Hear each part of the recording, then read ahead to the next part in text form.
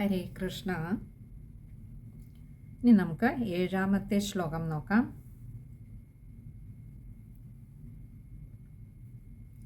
ഗ്രാവപ്രപാതപരിപിഷ്ടഗരിഷ്ഠദേഹഭ്രഷ്ടാസു ദുഷ്ടധനുജോപരിതൃഷ്ടഹാസം ആജ്ഞാനമംബുജകരേണ ഭവന്തമേത്യ ഗോപാദധുർഗിരിവരാദിവ നീലരത്നം.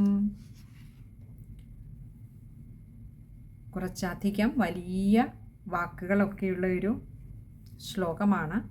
സമസ്ത പദങ്ങളേറെയുള്ളതാണ്. നമുക്ക് ചെറിയ ചെറിയ വാക്കുകളായിട്ട് നോക്കാം. ഗ്രാവപ്രപാത. ഗ്രാവ എന്ന് പറഞ്ഞാൽ പാറ അല്ലെങ്കിൽ കല്ല് എന്നൊക്കെയാണ് അർത്ഥം വരുന്നത്. നമ്മൾ ഭഗവാന്റെ സാലഗ്രാവം പൂജ ചെയ്യില്ലേ, അത് പലപ്പോഴും തെറ്റായിട്ട് പറയാറുണ്ട്. സാളഗ്രാമം എന്നൊക്കെ പറയാറുണ്ട്. ഗ്രാമമല്ല, ഗ്രാവമാണ്. എന്താ വെച്ചാൽ അത് കല്ലാണ്. ഒരു പ്രത്യേക രൂപത്തിൽ രൂപാന്തരപ്പെട്ടു വരുന്ന കല്ലുകളാണത്. അപ്പോൾ ഗ്രാവപ്രപാത, ആ കല്ലിന്മേൽ പ്രപാത വന്നു പതിച്ച് പരിപിഷ്ടഗരിഷ്ഠദേഹം.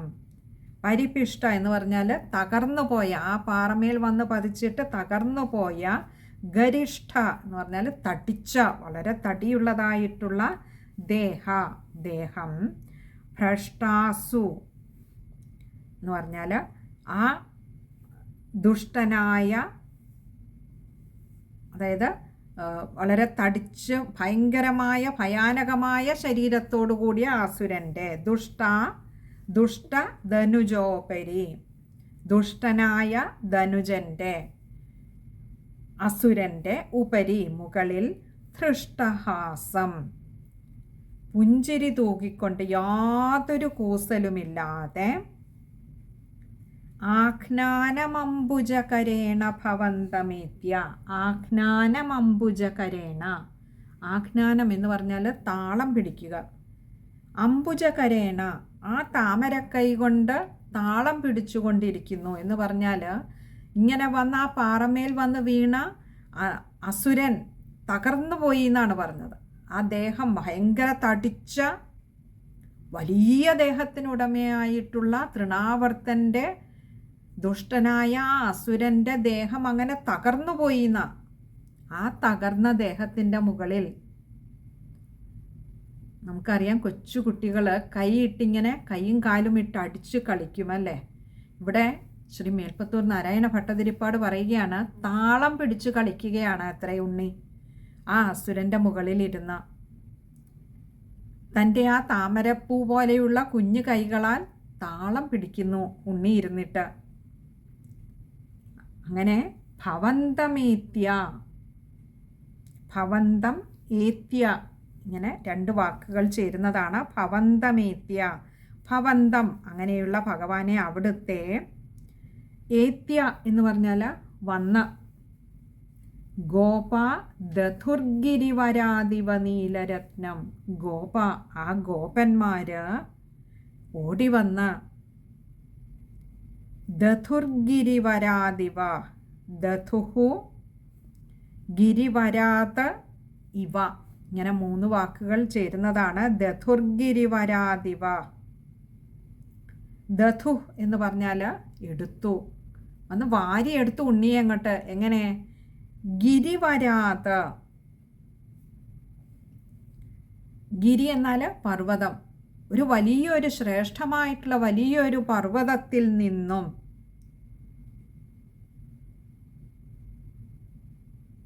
ഇവ എന്ന് പറഞ്ഞാൽ എന്ന പോലെ, എന്താ? നീലരത്നം, ഒരു നീലരത്നത്തെ എന്ന പോലെ വന്ന് വാരിയെടുത്തു ഗോപന്മാർ.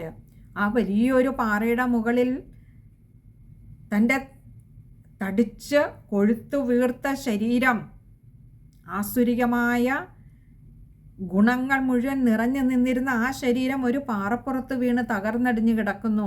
ആ തകർന്നടിഞ്ഞ ശരീരത്തിൻ്റെ മുകളിൽ തൻ്റെ കുഞ്ഞു കൈകൾ കൊണ്ട് താളം പിടിച്ച് കളിക്കുന്ന ആ ഉണ്ണിയെ ഗോപന്മാരൊക്കെ കൂടി ഓടി വന്ന് വാരിയെടുത്തു.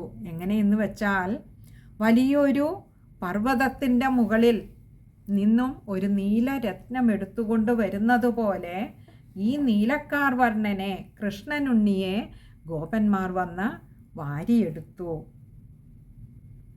നമുക്ക് ആ ശ്ലോകം ഒന്നുകൂടി നോക്കാം. ഇവിടെ ഗോപ എന്നുള്ളതിന് ഗോപന്മാരെന്നും ഗോപസ്ത്രീകളെന്നും അർത്ഥം പറയാറുണ്ട്. രണ്ടാണേലും ശരിയാണ്. കാരണം രണ്ടു പേർക്കും കൃഷ്ണനുണ്ണിയെ അങ്ങനെ ആ പാറപ്പുറത്ത് തകർന്നു കിടക്കുന്ന അസുരൻ്റെ ദേഹത്തിന് മുകളിൽ ഇരിക്കുന്നത് കണ്ടിട്ട് സഹിക്കുമായിരുന്നില്ല. തന്നെയുമല്ല, ഇത്ര നേരവും അവർ മാറത്തലച്ച് കരഞ്ഞുകൊണ്ടിരുന്നത് ഈ ഉണ്ണിയെ കാണാഞ്ഞിട്ടായിരുന്നു. ആ കൃഷ്ണനെ കണ്ടപ്പോൾ അവിടെ ഗോപന്മാരെന്നോ ഗോപസ്ത്രീകളെന്നോ ഇല്ല, അവർ ഓടി വന്ന് വാരിയെടുത്തു. നമുക്ക് ആ ശ്ലോകം ഒന്നുകൂടി നോക്കാം. ഗ്രാവപ്രപാത പരിപിഷ്ടഗരിഷ്ഠദേഹഭ്രഷ്ടാസു ദുഷ്ടധനുജോപരി ധൃഷ്ടഹാസം ആഘ്നാനമംബുജകരേണ ഭവന്തമീത്യ ഗോപാദധുർഗിരിവരാദിവ നീലരത്നം. ശ്ലോകം വായിക്കുമ്പോൾ ശ്രദ്ധിക്കേണ്ട കാര്യങ്ങൾ നമ്മൾ പറഞ്ഞതുപോലെ വളരെ വലിയ സമസ്തപദമുള്ള ഒരു ശ്ലോകമാണത്. ഗ്രാവപ്രപാത പരിപിഷ്ട ഗരിഷ്ഠദേഹ ഭ്രഷ്ടാസു ദുഷ്ടധനുജോപരി. അങ്ങനെ അവിടം വരേക്കും ചേർത്ത് വായിക്കേണ്ടതാണ്.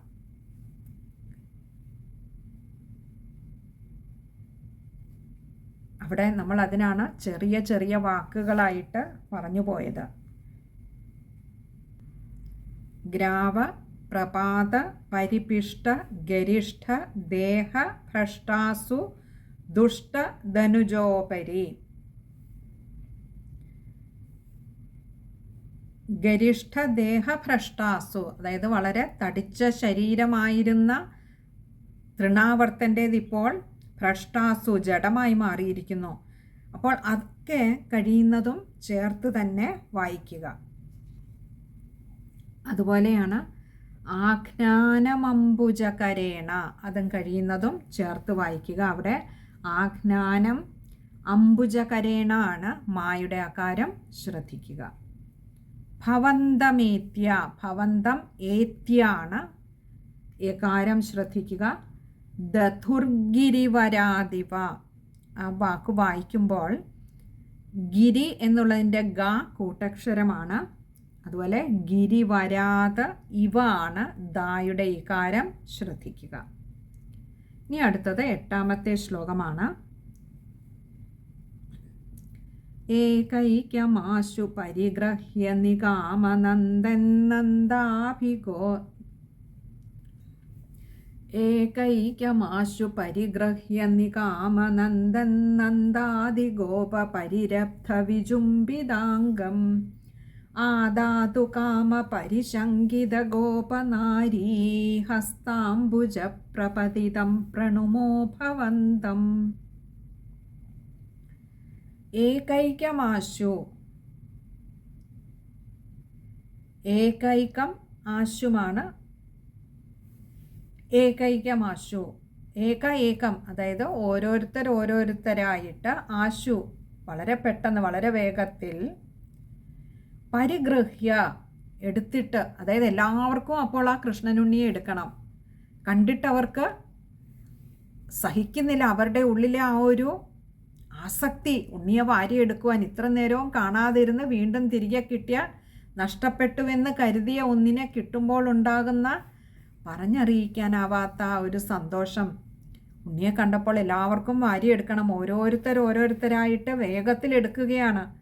നികാമനന്ദ നന്ദാദി ഗോപ പരിരബ്ധ വിജുംബിതാംഗം. നികാം അനന്തനാണ്.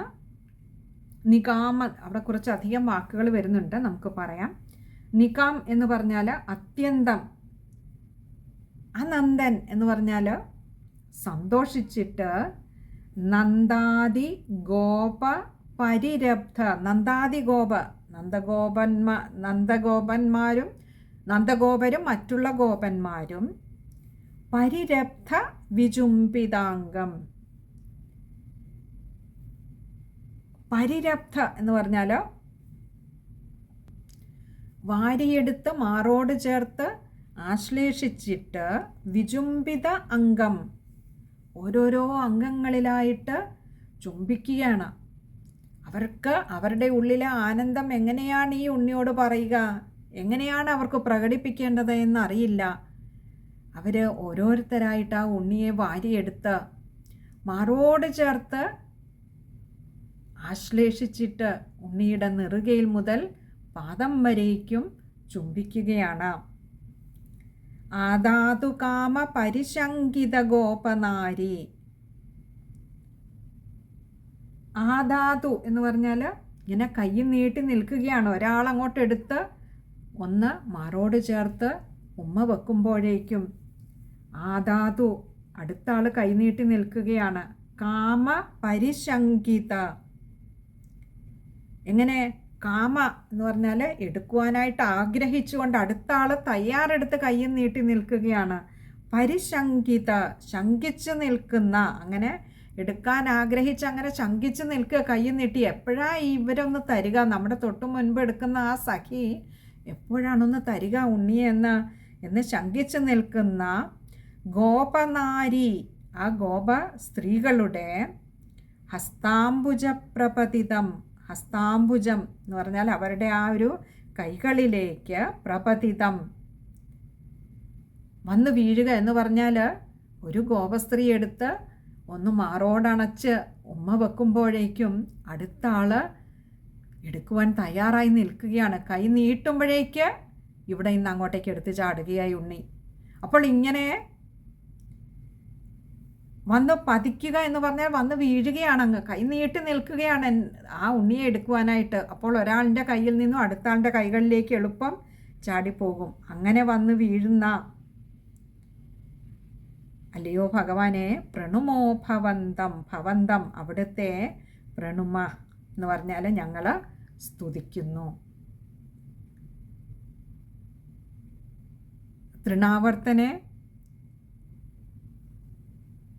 മോക്ഷം കൊടുത്ത് അനുഗ്രഹിച്ച ആ ചെറിയ ഉണ്ണിയെ ഗോകുലത്തിലുള്ള ഓരോരുത്തരും വാരിയെടുത്ത് മാറോടണച്ച് ചുംബിച്ച് തങ്ങളുടെ ആ വാത്സല്യം, അതിലേറെ തങ്ങൾ ഇപ്പോൾ അനുഭവിക്കുന്ന ആ ഒരു സന്തോഷം, തങ്ങൾക്ക് നഷ്ടപ്പെട്ടു പോയോ ഈ ഉണ്ണിയെ എന്ന് ശങ്കിച്ചിരിക്കുമ്പോൾ വീണ്ടും കിട്ടിയതിൻ്റെ ഒരു ആത്മനിർവൃതി, സമാധാനം, ആശ്വാസം, എല്ലാ വികാരങ്ങളും ആ ഉണ്ണിയോടുള്ള പ്രേമവും ഓരോ ചുംബനത്തിലും മധുരം ചാലിച്ച് ഉണ്ണിയിലേക്ക് പകർന്നു നൽകുന്നുണ്ടായിരുന്നു. ഒരാൾ ഉണ്ണിയെ വാരിയെടുക്കുമ്പോൾ അടുത്ത ആളുകൾ അക്ഷമരായി കൈ നീട്ടി നിൽക്കും. ഉണ്ണിയാകട്ടെ ഒരാളിൽ നിന്നും അടുത്ത ആളിലേക്ക് കൈ നീട്ടി നിൽക്കുന്ന ഓരോരുത്തരിലേക്കും ചാടി മറിഞ്ഞ് ഇവിടെ നിന്ന് അങ്ങോട്ടേക്ക് എടുത്ത് ചാടി അങ്ങനെ അവരെയൊക്കെ ആനന്ദിപ്പിച്ചുകൊണ്ടും അവരുടെ ആ ഒരു സ്നേഹത്തെ ഏറ്റുവാങ്ങിക്കൊണ്ടും ഇരുന്നു. അങ്ങനെയുള്ള അല്ലയോ പൊന്നു ഗുരുവായൂരപ്പ, അവിടുത്തെ ഞങ്ങൾ സ്തുതിക്കുന്നു. നമുക്കിനി ആ ശ്ലോകം ഒന്നുകൂടി നോക്കാം. ഏകൈക്യമാശു പരിഗ്രഹ്യ നികാമനന്ദൻ നന്ദാദിഗോപ പരിരബ്ധ വിജുംബിതാംഗം ആദാതു കാമ പരിശങ്കിത ഗോപനാരീ ഹസ്താംബുജ പ്രപതിതം പ്രണുമോ ഭവന്തം. ശ്ലോകം വായിക്കുമ്പോൾ ഏകൈകമാശു, ഏകൈകം ആശു ആണ് മായുടെ ആകാരം നീട്ടിയെടുക്കുക. അതുപോലെ നികാമനന്ദൻ, നികാം അനന്തനാണ്, മായുടെ ആകാരം ശ്രദ്ധിക്കുക. ഇവിടെയും നികാമനന്ദൻ നന്ദാദിഗോപ പരിരബ്ധ വിജുംബിതാംഗം, അത് ചേർത്ത് വായിക്കേണ്ടതാണ്. ഇനിയും അതിന് കഴിയുന്നില്ല എങ്കിൽ അനന്തൻ എന്നുള്ള നികാമനന്ദൻ എന്നവിടെ എടുത്തിട്ട് നന്ദാദിഗോപ പരിരബ്ധ വിജുംബിതാംഗം എന്ന് വായിക്കുക. കഴിയുന്നതും ചേർത്ത് തന്നെ വായിക്കുക. അടുത്ത ശ്ലോകത്തിൽ അടുത്ത വരിയിലും ആദാതുകാമ പരിശങ്കിത ഗോപനാരീ ഹസ്താംബുജ പ്രപതിതം അതും ചേർത്ത് തന്നെ വായിക്കേണ്ടതാണ്. കഴിയുന്നതും അവിടെ പദം പിരിക്കാതിരിക്കുക. അതേപോലെ തന്നെ നാരീ എന്നുള്ളിടത്ത് ഈ കാരത്തിന് ദീർഘമുണ്ട്, വായിക്കുമ്പോൾ ശ്രദ്ധിക്കുക. ഇനി അടുത്തത് 9ാമത്തെ ശ്ലോകമാണ്. അത് നമുക്ക് അടുത്ത സത്സംഗത്തിൽ കാണാമെന്ന് കരുതുന്നു. ഹരേ കൃഷ്ണ.